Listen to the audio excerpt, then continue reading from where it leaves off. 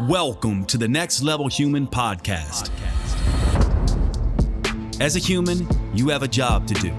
In fact, you have 4 jobs: to earn and manage money, to attain and maintain health and fitness, to build and sustain personal relationships, to find meaning and make a difference.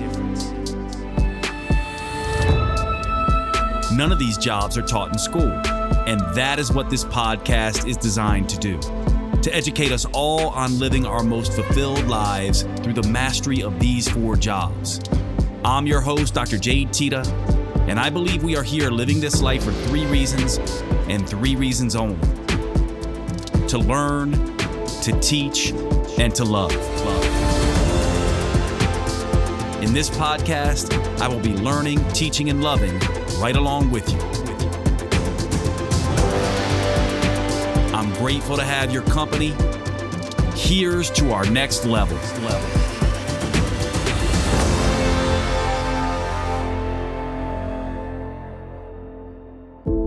Welcome everybody to today's show. Today we are going to be talking about one of the more important concepts in self-development from my point of view. And I have a very unique take on this. And I'm doing this particular podcast.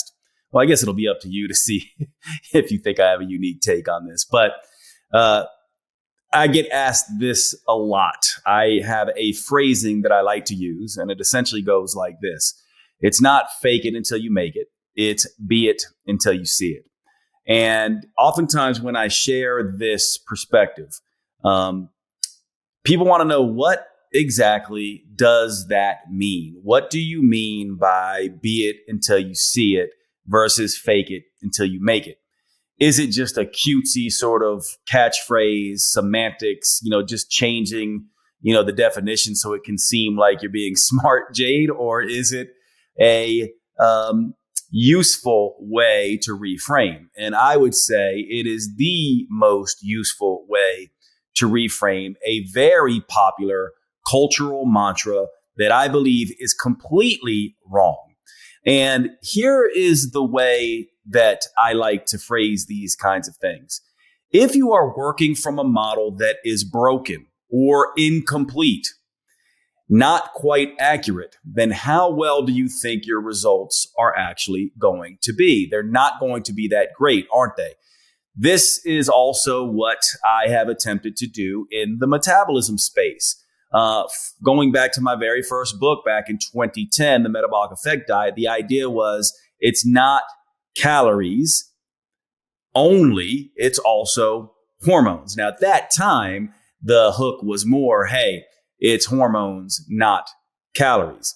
Now, most of you who listen to this podcast know I am far more nuanced than that.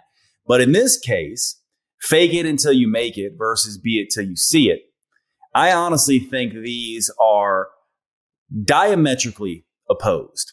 In fact, I think fake it till you make it is the exact wrong way to be dealing with this issue. Now, in metabolism, certainly calories matter and hormones matter.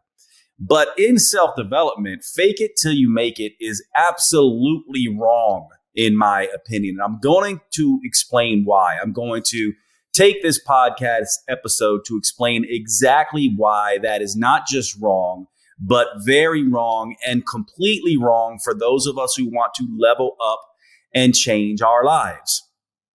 So first of all, let's talk and start this conversation at the level of being.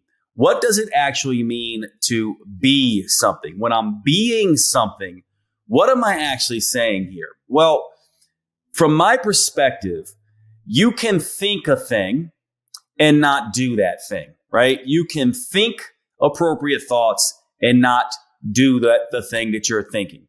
Now, a lot of people would say, well, Jade, the law of attraction says that if you think something long enough, it will seep down into your subconscious and perhaps make a difference. And perhaps that is correct over time. However, I would argue it is incorrect at worst, and at best, very incomplete and naive. But the fact remains, we know we can think a thing without taking action on a thing. We also could be doing something and be completely checked out and not being in focus and sort of present with the thing that we're doing. So we all know that we can think and not act. And we also, although it's much harder to act and not think, we can do that as well. And between acting and thinking, there's oftentimes this idea of feeling, right? Sometimes we can even feel a particular way and not understand whether there was any thought associated with that and or there was no action associated with that. In other words, sometimes nothing has happened, but we can feel depressed or anxious. And sometimes we cannot be in congruency or in recognition or conscious of a particular thought, yet feel a particular thing. So the point I'm making here is that you can think and not act and feel. You can feel and not think and act. You can act and not necessarily be feeling and thinking. Now, of course, if you're acting, you're certainly more likely to also be feeling and thinking. However, what we want to do when we're trying to become something new is we want to think, feel, and act in alignment. When we think, feel, and act in alignment, we are being. This is being. We all know what it's like to be authentically being something. If I am an authentically fit, healthy individual, I don't think about healthy foods. I don't necessarily feel healthy foods. I don't just act healthy foods. I am being it, right? It's just the way I go about my business. I don't need to think about it necessarily consciously. It's subconscious. I just know what I choose to eat. I know I'm a person who exercises. I know I'm a person who's tapped in a sense. So if I'm being something, then by very definition, the way I'm defining being, this means I am in alignment with my thinking and feeling and action. So much so that my thinking and my feeling may actually be subconscious at that point. And all that's really being reflected at the surface is my acting in alignment with that thinking and feeling. So this is why being is important. I'm sorry to break into the show, but I wanted to take a second to cover one of our sponsors and tell you all about Paleo Valley at paleovalley.com. These are the grass-fed sticks that I tell you all so much about that all of my friends know I have on hand constantly. They are in my car. They are at my house. I keep them at my sister's home and my parents' house. I have these things everywhere because they are the simplest, most convenient whole foods protein supplement you can get. Almost like carrying around pure protein, low carb protein in your pocket. They also, these Paleo Valley beef sticks are the only 100% grass-fed and grass-finished beef sticks on the market. They use organic spices. They are naturally fermented instead of using nitrates and nitrites that can be a problem in some of these cured meats. And they simply taste fantastic. Check out the original or the jalapeno. Those are my favorites. Please make sure you go over to paleovalley.com and visit. When checking out, use the code NEXTLEVEL for a 15% discount. Remember, our sponsors keep the show going by you giving them your patronage and spending your money on these high quality products. You actually do a few things. One, you're helping to support the podcast. And two, you are helping your health. And three, you are making sure that good quality companies like Paleo Valley can be out there doing their business, changing the world, making the earth better. One of the things you may not know about this is that grass-fed organic and grass-finished beef is doing something that is so utterly important for our environment, actually helping to repopulate the topsoil. A lot of people don't know this, but our topsoil is being extremely depleted. And raising animals, especially cattle, the correct way helps to get that topsoil back. This is one of the reasons why I love Paleo Valley. Not to mention it tastes fantastic, but they're one of these companies, like my other sponsors, Cured Nutrition and Organifi, that are doing the right things by the environment. I really appreciate everything they do, and I hope you will check them out. Thanks so much. paleovalley.com. Use the code NEXTLEVEL. And now back to the show. So this is the definition of being. When I am being, I am thinking, feeling, and acting in alignment with what I'm trying to achieve. Now, what does faking mean? Faking to me is this idea that when you're watching, I'm putting on a show. And as soon as you go away, I am no longer doing, thinking, or feeling the things that I was doing, thinking, or feeling while you were watching me. So faking means that in some level, I'm not in alignment with my thinking, my feeling, and my acting. I might be acting, but that's not how I feel deep down, right? I might be thinking a particular thing in my head, but I act differently in the real world. I might tell you something, but then I don't do it, which is where some of these phrasings come up that say things like actions speak louder than words. Words, we know that sometimes people can be faking and actually not mean what they say, not be in alignment with what they're thinking, not do the things that they think and feel they should do. So faking means you're putting on a show. When people are watching, you are the thing. And when people aren't watching, you go right back to being what you were before. Now, being means that when people are watching, you are the thing. But more importantly, when no one is watching at all, when no one is around at all, you are being that thing. Because the fact of the matter is the brain is watching you all of the time. And it judges you the same way you judge others, only more harshly. So from that perspective, there is at least one person watching. You are watching yourself. You are the observer. And ultimately, being means that you are thinking, feeling, and acting in alignment. And when your brain perceives itself, looks out and sees you, is observing your behaviors, it goes, oh, wow, you really are that thing. I am that thing. We are this thing. And so faking it means the brain calls bullshit on you. The brain goes, I know what you're trying to say in the world. And I know you're trying to, be this thing, but you're not actually being it, because you might be saying it, but you're not doing it. You might be feeling it, but you're not doing it. You might be doing it, but you're not thinking and feeling it. You're a fraud. You are fake. And from my perspective, this is where all this disconnect comes from in the self-development world. Faking it until you make it is exactly wrong. It makes you feel like a fraud because you are a fraud in a sense. We don't want to be faking it. And these distinctions do matter.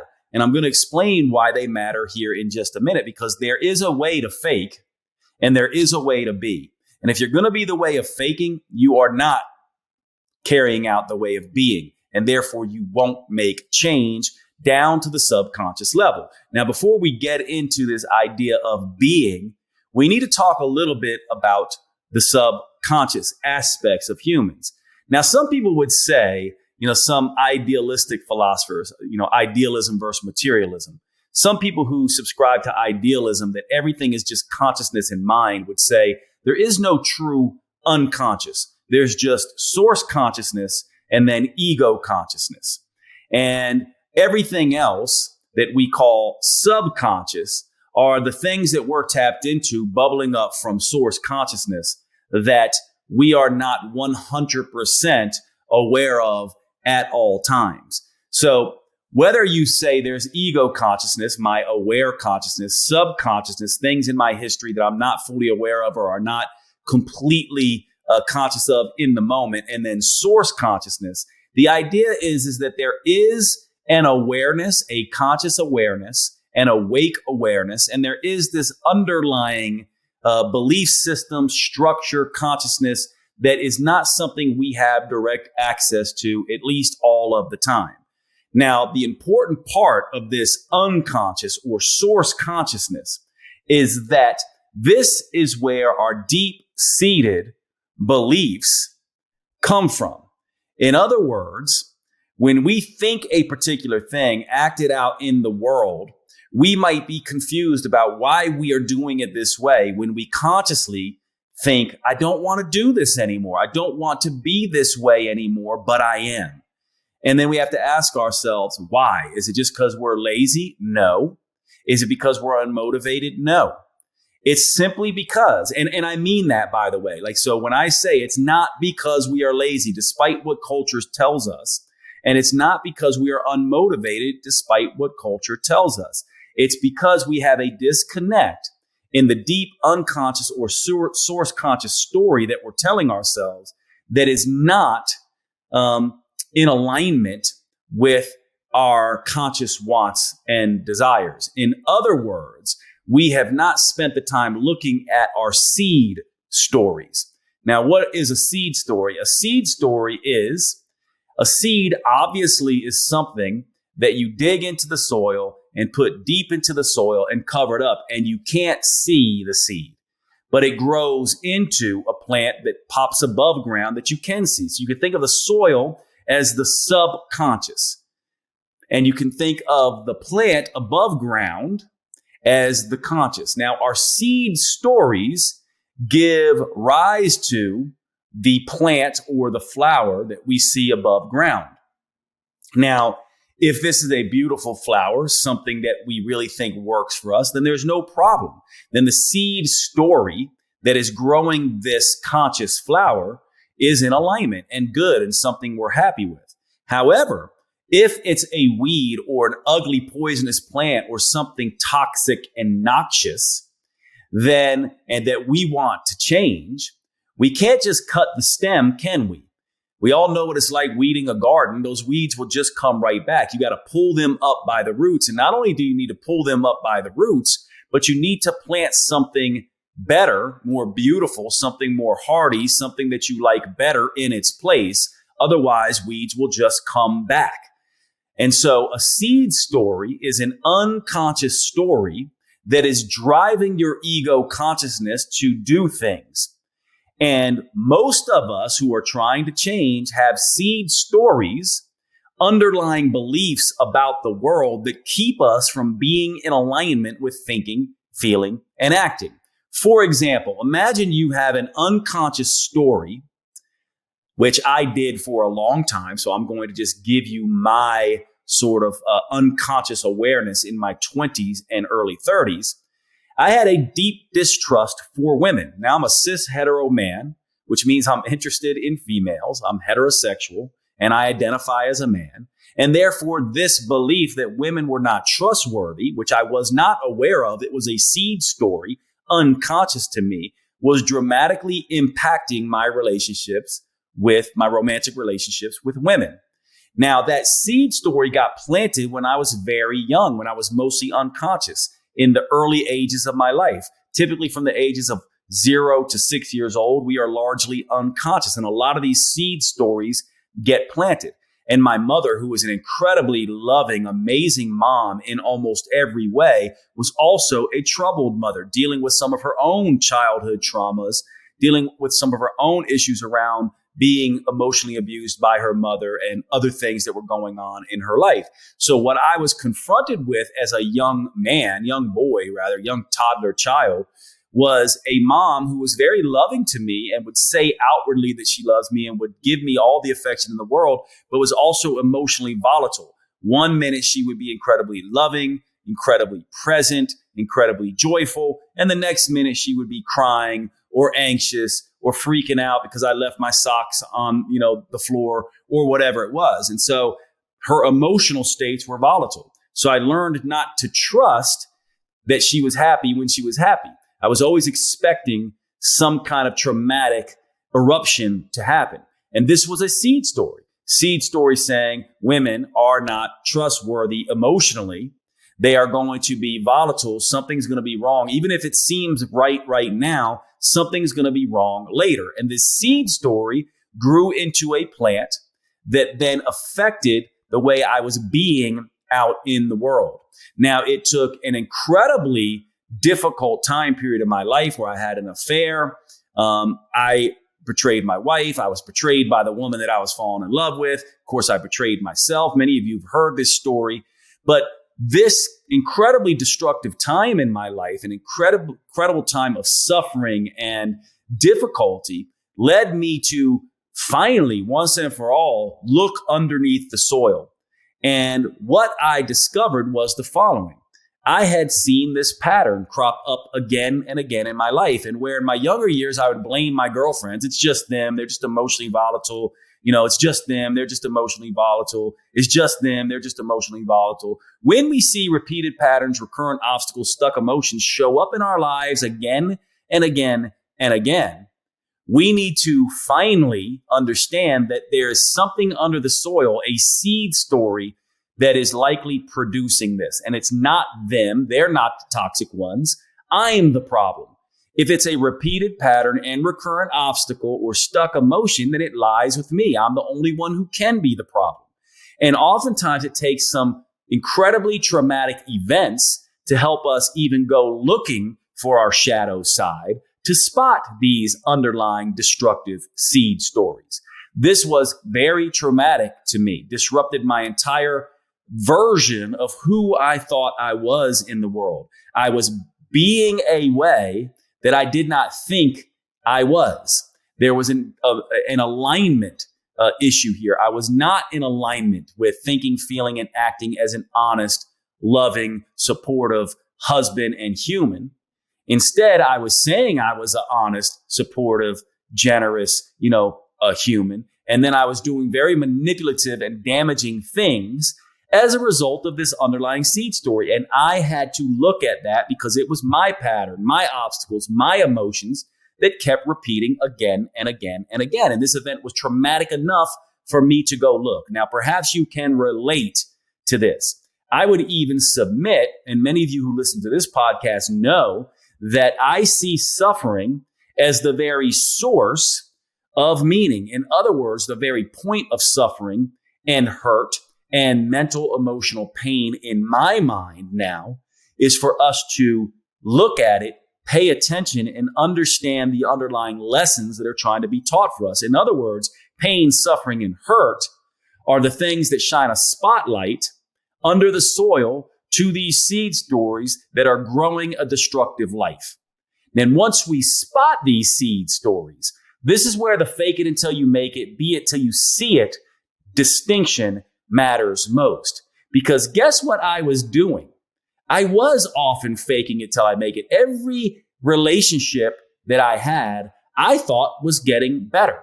But these were superficial tools I was using. I was like, oh, I'll be more patient. And I did gain some ability to be patient. Oh, I'll be more stoic. Oh, and I did gain some. I'll just be more emotionally regulated. I did get that. So I did learn things from this. But faking it wasn't helping me make the complete change that I wanted to make. I needed to spot it first. Being it was what mattered. Now, the idea then goes like this. Well, Jade, how do I be it? Well, first of all, understand you cannot be anything until you are aware of what you are doing. Awareness is the first battle. And this is why self-development is the most important undertaking any human can have. Self-awareness, consciousness about our underlying dysfunctions is what's important here. And most people, I would submit, never look this way. This is why I never look underneath the soil. They never confront their shadows. This is why I often talk about the fact that we distract, we deny, we blame, we complain, we whimper and whine rather than looking under the soil. We put it out there. This is one of the reasons why I hate that saying, toxic. That's a toxic person. Because to me, I go voluntary, repeated exposure to something that I know is toxic. I want to jump in real quick and tell you about one of my favorite new products. And to start out, I want to ask you a question. If you had to follow your friends around who are not the healthiest in the world and see what they are doing, what would be the number one thing you would probably tell them to do to start? For most people, that's going to be drinking more water, right? This is something that we talk about all the time in health and fitness. It's almost as if we think of it as an afterthought now because obviously water is so crucial. However, we oftentimes get this wrong. For example, did you know that when it comes to hydration, just drinking water can make things worse? Most people don't know this. Why?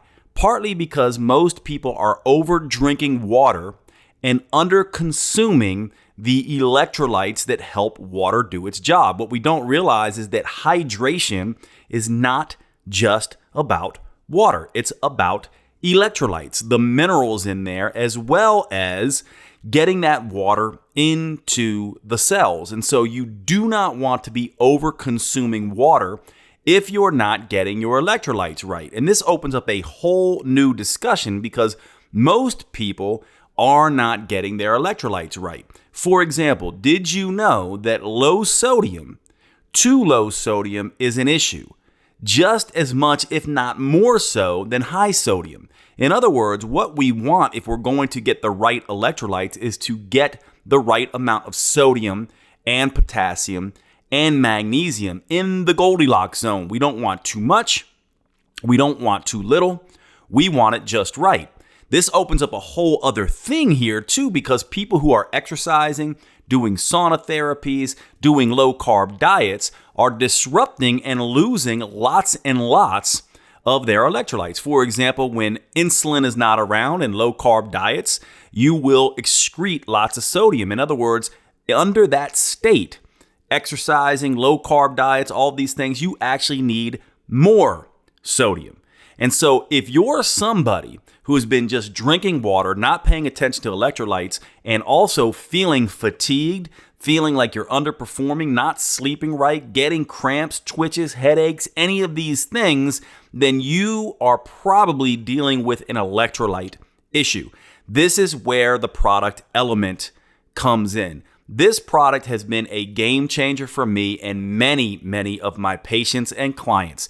This is a rehydration electrolyte beverage, basically. It is a powder of electrolytes formulated with 1,000 milligrams of sodium, 200 milligrams of potassium, and 60 milligrams magnesium without the added sugar and other nonsense that comes in beverages like Gatorade. This stuff is basically a rehydration beverage on steroids. It is the thing that is going to replenish your electrolytes in the right ratios, decrease fatigue, really correct chronic dehydration. And by the way, many people are dehydrating themselves, becoming hyponatremic, low sodium, when they're consuming too much water. You need your electrolytes on board, especially if you are someone who is losing lots of sodium and other electrolytes through low carb diets and lots of exercise. This is where Element comes in. Element is a new sponsor to the Next Level Human podcast. I cannot recommend this product enough. I have been using this stuff for months now, and I have immediately seen changes in my energy levels. I feel like I'm operating on a whole other level, and I have seen this as being the primary thing that people who have been using Element have been telling me, that their fatigue is getting better, especially fatigue that comes after very intense workouts that involve lots of sweating and lots of intense output from the nervous system. Please check out Element. Use the code NEXTLEVEL. DrinkElement.com. That's DrinkElement.com. DrinkElement.com, and let's get back to the show. Makes me the toxic one. Now, I know that's an incredibly difficult thing for people to understand. In fact, I've talked about this on my Facebook page, the Next Level Human Facebook page, recently, and had a whole firestorm erupt with people saying, well, there's certain people who can't escape for financial reasons or because for safety reasons and things like that. And that's why I use the term voluntary and repeated exposure. If you are someone who is fearing for your safety or fearing for a loved one's safety or do not have the financial resources, we all know that people in abusive relationships oftentimes don't necessarily have the choice and the resources to get out. In that case, it's not voluntary exposure. But voluntary repeated exposure to a person that you say is toxic without creating boundaries or severing that relationship altogether makes you the toxic one. In other words, the first step here is to spot the patterns, the obstacles, and the stuck emotions. I want to give you an analogy I often use because it's a silly analogy. It might make you laugh, but it drives this home. Bad breath is the example. Now, the fact of the matter is, regardless of what you think, most people are not going to be able to smell their bad breath. They're too close to it, right? They're used to it. They don't smell their breath to the same degree you do, but you can smell someone's breath if they have really bad breath immediately. And you know who your friends are who have bad breath. Now, they probably don't know who they are. Otherwise, they would probably do something about it, wouldn't they? So being psychologically asleep and unconscious is a lot like having bad breath. You don't know that you have it, but everyone else does, and they will have certain behaviors and do certain things to let you know that you have bad breath. But you have to look and say, why are they doing what they're doing? For example, if someone offers you gum all the time, and it's not just one person, but it's a lot of different people are always saying, would you like a stick of gum? If you haven't been kissed in 10 years, if people keep their distance from you, and you've been told more than once that you have bad breath, then you likely have bad breath. And this is what I mean by you have to pay attention to your repeated patterns, recurrent obstacles, and stuck emotions that come up over and over again in your life. This tells you about your seed stories. So when you see that, you have to go, okay, I must be the one with bad breath. I have got to go look here. Now, the fact of the matter is, oftentimes this takes time.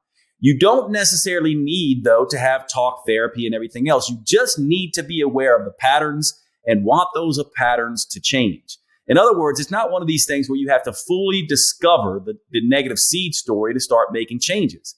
You just need to know how this works. You need to know that I can't fake it. I have to be it. Now, how do you be it? The best way to think about this is to imagine yourself as a method actor. So we all know actors. Now, most actors are not method actors. Most actors take on a role, and while they are acting, when they go into the studio, when the lights go on, when they say action, they play the part that they have been hired to play. And then when they say cut, they go back to their regular lives. That's what 99% of actors do, right?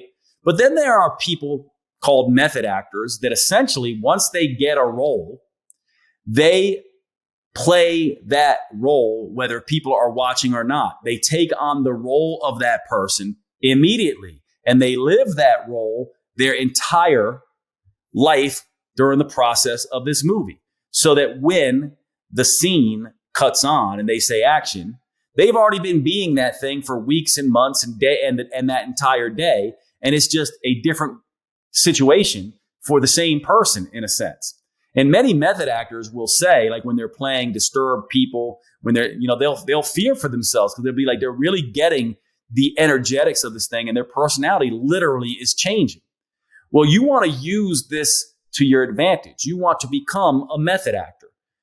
Before you go to bed at night, you want to go, what am I going to do tomorrow that a fit, healthy person would do? What am I going to do tomorrow that a wealthy entrepreneur will do? What am I going to do tomorrow that a confidently detached, a desirable romantic partner would do and be tomorrow? And then as soon as you wake up, you start being those things.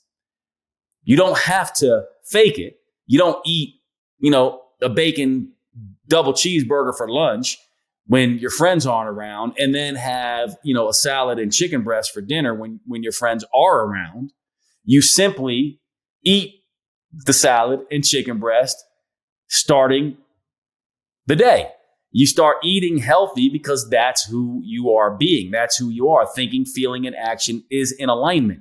So you take on a role and you play this role. And most importantly, you're playing this role when no one is watching at all. And what begins to happen is because you are in alignment with thinking, feeling, and acting, what will happen is you'll start to see the entire way you see the world begin to shift. Your perceptual awareness will shift once you get your thinking, acting, and alignment in this new future state. So what you're doing is you're projecting out into the world and saying, what do I want my future to look like? And now I'm not going to fake it in the moment. I'm going to live that reality right now as if it's occurring right now. And what will begin to happen is not the law of attraction, The law of attraction is not a real thing in my mind. What we're really saying here is it's the law of recognition. As soon as you start thinking, feeling, and acting in alignment, you start to recognize all the opportunities the world gives you that are in alignment with that reality, right? I'll give you an example here. Let's say you're an overweight, out of shape person who is desiring to be romantically attracted to and attractive to and attracted to somebody who is a healthy, fit person. So you begin to say, I'm going to be it until I see it. Now, what are you going to do? You're going to wake up and treat yourself the way a healthy, fit person's going to be. And then you're going to start saying, well, where would this healthy, fit, attractive person be? Maybe they're at CrossFit. Maybe they're at yoga. Whatever your sort of mental, emotional alignment is attracted to, you'll recognize. And you go, oh, I'm going to go to a yoga class. I'm going to go to a CrossFit class. I'm going to go start walking this trail. I'm going to, there's an opportunity to get a dog to keep me active, right? You're going to start thinking, feeling, and acting in alignment. And next thing you know, you'll be moving most of the day. You'll be shopping at Whole Foods. You won't be going to fast food places. You'll be going to other healthier places. You'll start meeting those people who go to those healthier places. You'll start going to CrossFit or the yoga place, and you'll start meeting people who go to those places. And you'll start recognizing more and more and more opportunities to be this thing. You will completely be immersing yourself deeper and deeper and deeper. And what's happening is you are planting a seed into that new soil. Deep down into your unconscious, your brain keeps going, wow, they're being the thing. And the next day, the brain goes, wow, they're being the thing. And the next day, the brain goes, wow, they're being the thing. And the next day, the brain goes, wow, we are this thing. And then the next day, the brain goes, wow, we really are this thing. And the next day, it goes, wow, we really are this thing. And next thing you know, you didn't know any different. And now it's been a used to. You know, one of the things I oftentimes say is people live from wanted to. They get older and they go, always wanted to be this, or always wanted to be that, or always wanted to do this, or I always wanted to do that. What we really want to be thinking about is that when we use this be it till you see it mentality, then it's like, I used to. I used to be someone who ate junk food. I used to be someone who didn't work out. I used to be someone who loved sweets. I used to be XYZ. So what happens is faking it until you make it usually leads you to never changing. And then you look back and say, I always wanted to do this. I tried. Being it till you see it makes you go, I used to be that. Now I'm this different thing. And so what happens is as you start to be it until you see it, what you're doing is you are tilling the soil, pulling the weeds, and planting the seed all at once. And now you have this new seed story because you're seeing the world differently. And what's beautiful about this is we humans are not islands unto ourselves. So as we begin to be it until we see it and play this method actor and go out into the world and do and be and think and feel this new thing, we will run into people who do and be and think and feel the same way. And they will give us new ideas, things that we didn't know, which will help us be even more fully this thing. And we will slowly but surely start to gravitate more towards certain types of people and away from other types of people. And before we know it, our entire world has changed. The things we keep in our refrigerator, that environment changes. The things we have in our home, that environment changes. Maybe your refrigerator changes from, soda pop to lots of sparkling waters and lots of meats and cheeses to lots of meats and salads, right? And your living room now looks a little different. Maybe there's a stationary bike in your living room now, and maybe the TV is moved out of your living room and moved out of your bedroom, and you're sleeping more. And maybe you decide to move to a new apartment that has a greenway behind the house. See what I mean? And your whole environment starts to look different. And by the way, one of the most beautiful things about traumatic events is traumatic events, suffering, hurt, pain, they really do disrupt the whole soil. It's almost as if you put a hand grenade under the soil and this earthquake happens and the soil moves around, and you look around and you're able to go, what's working and what's not working? Why did this happen? Why did this not happen? Sometimes there's no reason for why things happen, but there certainly are opportunities in what happened, even negative things that happen. And this is why oftentimes people will have divorces or getting fired from a job or, a health scare or any of these things that are the trigger to help them be it until they see it. And so what you want to remember is that if you want change, it's not the law of attraction and fake it till you make it. And these distinctions really matter. It's be it till you see it and the law of recognition. And your reality is coming from unconscious beliefs that trickle up into thinking, feeling, and acting. And these unconscious beliefs are stories that you bought into oftentimes when you were too young to consciously understand what you were doing. And these stories, these seeds, these beliefs need to be dug up. They need to be questioned. And even if you can't completely find them, which you always need to be looking, you can always start the be it until you see it process now. Think, feel, act in alignment. How? By playing a role, not when people are watching, but every single second of every single day moving forward. And you can never go back. So this movie that you're playing this role in is a permanent movie. You are literally murdering, and I use that terminology on purpose because I just want strong language here. You are murdering your old psychology. And it is a death every bit as permanent as physical death. That psychological person who used to have A, B, and C seed story now has X, Y, and Z seed stories that now dominate their lives. And by the way, you know what this looks like, even if you're not consciously aware that you do. Very few of us hold the same beliefs, the same ways of thinking, feeling, and acting as we did at 18 years old, right? We've mostly changed since then. Sadly enough, though, many of us live into our 80s and die thinking, feeling, and acting like our late 20s and early 30s selves. That is problematic if you want to grow, if you want to evolve, if you want to contribute, if you want to matter and make a difference, if you want to have fulfillment in your life. It's not fake it until you make it. It's be it until you see it. All right. Thanks so much for hanging out on the podcast for this episode, and I will see you at the next one. I appreciate you so much. You have been listening to the Next Level Human podcast with Dr. Jade Teta. If you enjoyed this episode, please make sure you subscribe and consider leaving a review. You make the biggest difference when you pass on your lessons and inspire others. That's why reviews like this are so powerful. Your words may be the only ones that resonate for someone else. Please remember the information in this podcast is for educational purposes only. Always consult your personal physician or therapist before making any lifestyle changes. And finally, thank you for who you are in the world and the difference you make.